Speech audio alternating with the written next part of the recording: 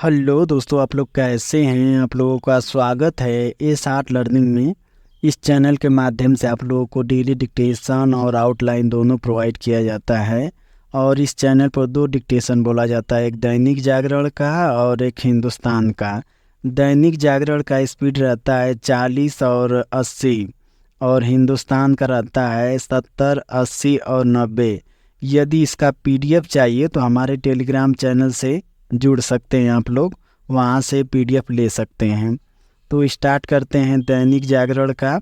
40 word प्रति minute start होगा 5 second बाद। स्टार्ट। लोकसभा चुनावों में अपेक्षा से कमजोर प्रदर्शन के बाद भाजपा में आत्ममंथन के नाम पर जो कुछ हो रहा है वह इस दल के लिए शुभ संकेत नहीं। वैसे तो लोकसभा चुनावों में भाजपा को कई राज्यों में नुकसान उठाना पड़ा, लेकिन उत्तर प्रदेश के नतीजे उसके लिए खासे आघातकारी रहे। और शायद इसी कारण इस राज्य से ही लगातार ऐसी खबरें आ रही हैं जो यह बताती हैं कि सरकार और संगठन के स्तर पर सब कुछ ठीक नहीं। पिछले कुछ दिनों से उत्तर प्रदेश में नेतृत्व परिवर्तन को लेकर भी अनुमान के घोड़े दौड़ाए जा रहे हैं। ऐसा केवल इसलिए नहीं हो रहा है कि उत्तर प्रदेश भाजपा के नेता केंद्रीय नेतृत्व से मिल रहे हैं, बल्कि कुछ नेताओं के ऐसे बयानों से भी हो रहा है जो सार्वजनिक रूप से नहीं दिए जाने चाहिए थे। यह भी उल्लेखनीय है कि बीते दिनों दोनों उप मुख्यमंत्री मुख्यमंत्री की बैठक से अनुपस्थित रहे।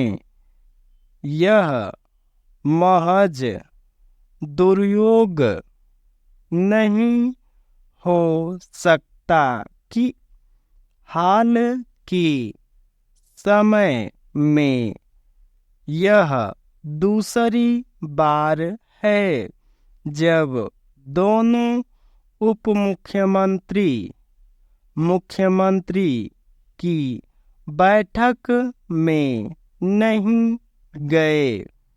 यदि उत्तर प्रदेश में सरकार और संगठन में बदलाव को लेकर मीडिया में अटकलबाजी जारी है, तो इसके लिए भाजपा नेताओं की गतिविधियां ही अधिक उत्तरदायी हैं। केंद्रीय नेतृत्व को यह बुनियादी बात समझनी होगी कि यदि उत्तर प्रदेश में नेतृत्व परिवर्तन को लेकर चर्चा का बाजार गर्म रहता है, तो इससे पार्टी को नुकसान ही उठाना पड़ेगा।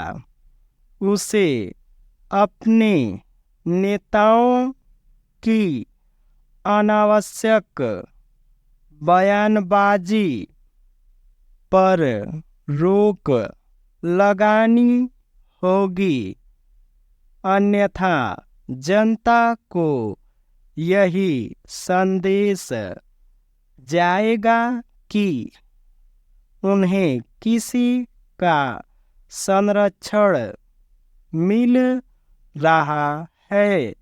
क्या यह विचित्र नहीं कि जो भाजपा अपने अनुशासन और पार्टी के प्रति नेताओं के समर्पण के लिए जानी जाती है, उसमें अनुशासनहीनता घर करती दिख रही है।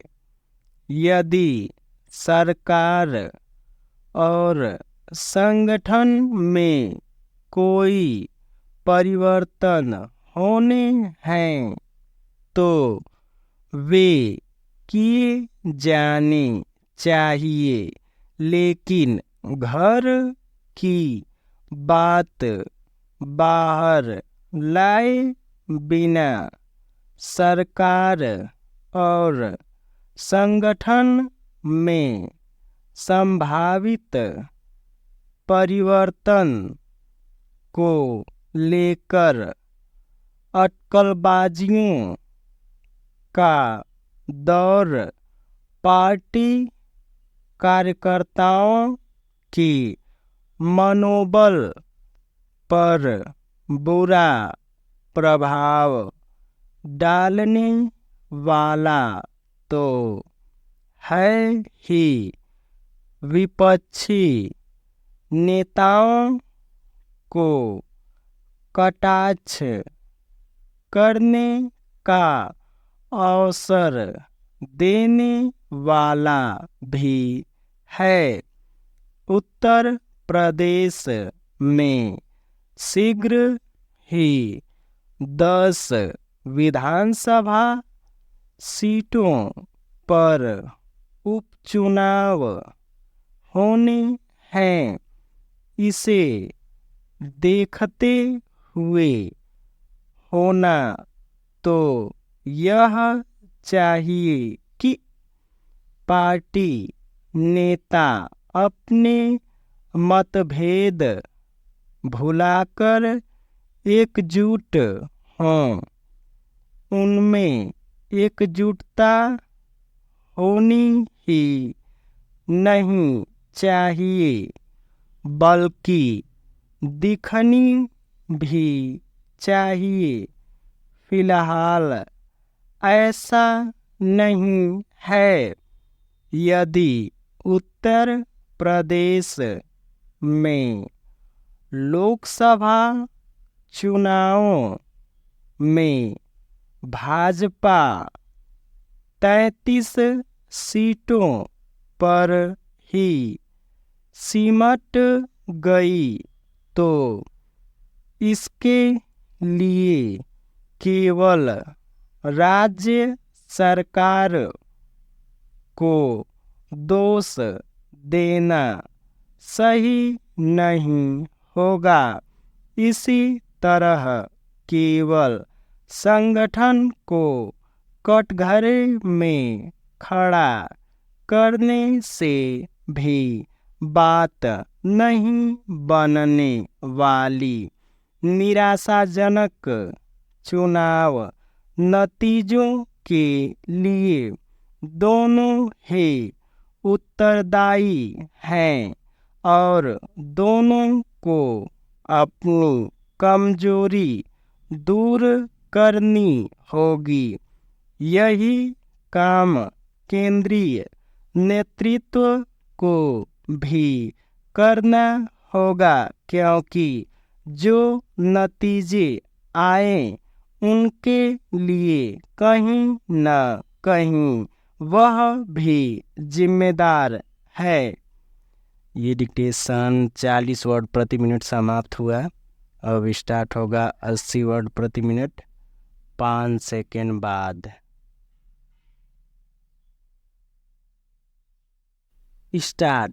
लोकसभा चुनावों में अपेक्षा से कमजोर प्रदर्शन के बाद भाजपा में आत्ममंथन के नाम पर जो कुछ हो रहा है वह इस दल के लिए शुभ संकेत नहीं।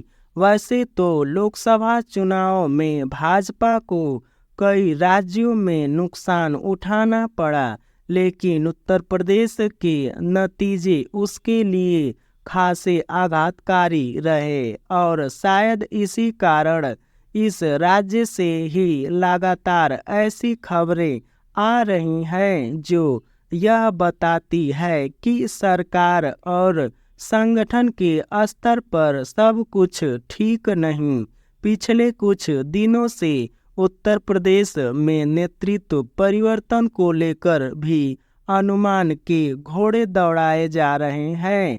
ऐसा केवल इसलिए नहीं हो रहा है कि उत्तर प्रदेश भाजपा के नेता केंद्रीय नेतृत्व से मिल रहे हैं, बल्कि कुछ नेताओं के ऐसे बयानों से भी हो रहा है जो सार्वजनिक रूप से नहीं दिए जाने चाहिए थे। यह भी उल्लेखनीय है कि बीते दिनों दोनों उप मुख्यमंत्री मुख्यमंत्री की बैठक से अनुपस्थित रहे। यह महज दुर्योग नहीं हो सकता है कि हाल के समय में यह दूसरी बार है जब दोनों उप मुख्यमंत्री मुख्यमंत्री की बैठक में नहीं गए। यदि उत्तर प्रदेश में सरकार और संगठन में बदलाव को लेकर मीडिया में अटकलबाजी जारी है तो इसके लिए भाजपा नेताओं की गतिविधियां ही अधिक उत्तरदायी हैं। केंद्रीय नेतृत्व को यह बुनियादी बात समझनी होगी कि यदि उत्तर प्रदेश में नेतृत्व परिवर्तन को लेकर चर्चा का बाजार गर्म रहता है तो इससे पार्टी को नुकसान ही उठाना पड़ेगा। उसे अपने नेताओं की अनावश्यक बयानबाजी पर रोक लगानी होगी, अन्यथा जनता को यही संदेश जाएगा कि उन्हें किसी का संरक्षण मिल रहा है। क्या यह विचित्र नहीं कि जो भाजपा अपने अनुशासन और पार्टी के प्रति नेताओं के समर्पण के लिए जानी जाती है, उसमें अनुशासनहीनता घर जाती दिख रही है। यदि सरकार और संगठन में कोई परिवर्तन होने हैं तो वे किए जाने चाहिए, लेकिन घर की बात बाहर लाए बिना सरकार और संगठन में संभावित परिवर्तन को लेकर अटकलबाजियों का दौर पार्टी कार्यकर्ताओं के मनोबल पर बुरा प्रभाव डालने वाला तो है ही, विपक्षी नेताओं को कटाक्ष करने का अवसर देने वाला भी है। उत्तर प्रदेश में शीघ्र ही 10 विधानसभा सीटों पर उपचुनाव होने हैं। इसे देखते हुए होना तो यह चाहिए कि पार्टी नेता अपने मतभेद भुलाकर एकजुट हों। उनमें एकजुटता होनी ही नहीं चाहिए बल्कि दिखनी भी चाहिए। फिलहाल ऐसा नहीं है। यदि उत्तर प्रदेश में लोकसभा चुनाव में भाजपा 33 सीटों पर ही सिमट गई तो इसके लिए केवल राज्य सरकार को दोष देना सही नहीं होगा। इसी तरह केवल संगठन को कटघरे में खड़ा करने से भी बात नहीं बनने वाली। निराशाजनक चुनाव नतीजों के लिए दोनों ही उत्तरदायी हैं और दोनों को अपनी कमजोरी दूर करनी होगी। यही काम केंद्रीय नेतृत्व को भी करना होगा, क्योंकि जो नतीजे आए उनके लिए कहीं न कहीं वह भी जिम्मेदार हैं।